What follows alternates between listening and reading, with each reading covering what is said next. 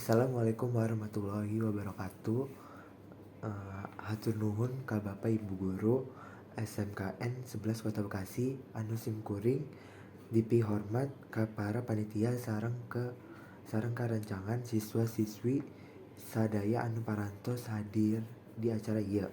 Dina kasempatan ieu abdi hoyong ngadugikeun hal anu kacida pentingna kanggo sadaya kanggo urang sadaya, yaitu ngeunaan pentingna ngajaga kabersihan.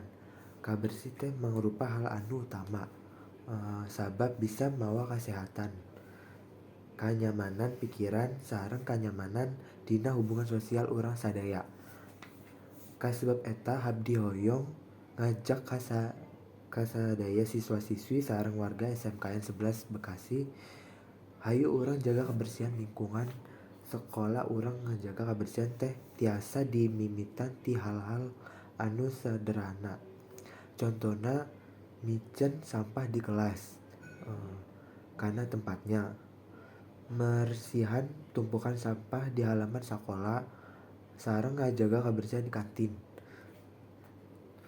Ngajaga kabersihan lingkungan sekolah teh tangtu pentingna pisan, supados urang diajar leuwih betah alatan lingkunganna bersih. Lianti eta tangtuna aya mangpaatna kasehatan ruang sarerea. Mangga kasadaya warga sakola hayu urang bebarengan ngajaga kabersihan SMKN 11 Kota Bekasi. Mimitian ti hal anu leutik insyaallah bakal mawa kahadan kanggo kahirupan urang sadaya. Sagitu kieu yang bisa abdi sampaikan. Wassalamualaikum warahmatullahi wabarakatuh. Hatur nuhun.